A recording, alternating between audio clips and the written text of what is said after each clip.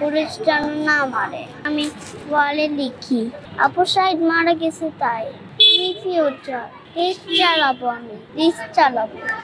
গুলি করছে পুলিশরা, ভয় লাগছে রাতে, ভয় লেগে ঘুমাইতে পারি না। ওয়ালে লিখতে আসছে আমার চাইতে দেশটা ভালো থাকে, পুলিশ যেন না মারে। আচ্ছা, আমাদের হচ্ছে আমরা 31 জুলাই হচ্ছে এখানে গ্রাফিটি করেছি, যেটা বলা হয় যে আর্টের মাধ্যমে প্রতিবাদগুলোকে তুলে ধরা। কিন্তু আনফরচুনেটলি হচ্ছে কিছু মানুষ সবসময় থাকে যারা হচ্ছে আমাদেরকে দমিয়ে দেওয়ার চেষ্টা করে। তো সে তারপরের দিন দেখলাম যে এখানে সবগুলো মুছে দেওয়া হয়েছে। তো আমাদেরকে মনে হয়েছে যে আমরা সবাই এত কষ্ট করে এত দূর দূর জায়গা থেকে এসে এত কিছু করলাম, চেষ্টা করলাম, তা আমাদের ভয়েস এত সহজে আমরা ডাউন হতে দিব না। তো আমরা আজকে আবার নেমেছি।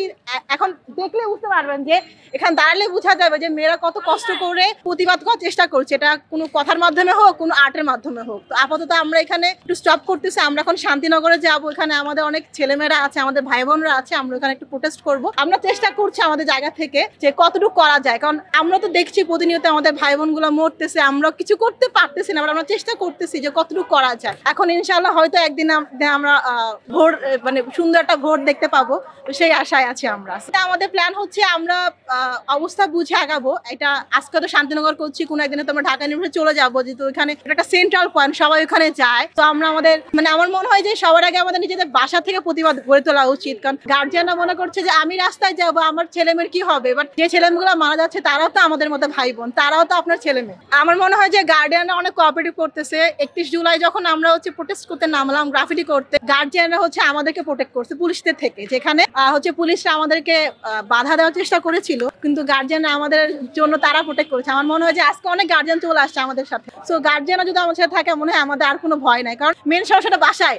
বাসা থেকে আমাদের বের হয়ে দিচ্ছেন, তারা মনে করছে বাইরে অনেক কিছু হয়ে যাবে, কিন্তু আমরা মনে হচ্ছে ঘরে থেকে কিছু হচ্ছে না। যদি আমরা কোনোভাবে কন্ট্রিবিউট করতে পারি, এটা আমাদের জন্য অনেক। সচেতন গার্জিয়ান হিসেবে আজকে আমি মাঠে, আজকে তো আমার মাঠে থাকার কথা না। আমরা অফিস আদালতে যারা জব করি, যারা বাসায় সামনে, তারা আমরা যার যার সেক্টরে থাকবো।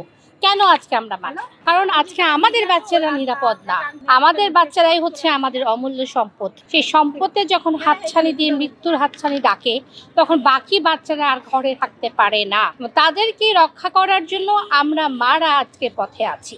সকাল থেকেই চলছে, বাচ্চাদেরকে নিয়ে আমরা ফিল্ডে আছি। আমরা কোনো রাজনীতি করতে চাই না, আমরা কোনো দলীয়করণ চাই না, আমরা কোনো দাবি চাই না। আমরা চাই একটা শোষণমুক্ত সুন্দর বাংলাদেশ, যে বাংলাদেশে থাকবে নিরাপত্তা, যে বাচ্চা থাকবে আমার সন্তান থাকবে দুধে ভাতে। আর কিছু আমি চাই না।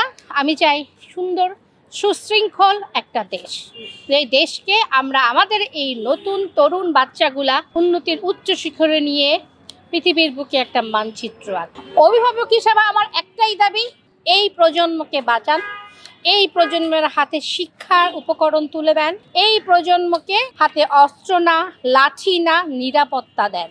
আর কোনো কিছুই দাবি আমরা চাই না। আমরা যেটুক খাই, যেটুক পড়ি, ওদেরকে আমরা নিরাপত্তা আপনারা শুধু দেন, আমরা ওদেরকে বাঁচাবো, ওদেরকে নিয়ে দেশের গর্ব হিসাবে তৈরি করব।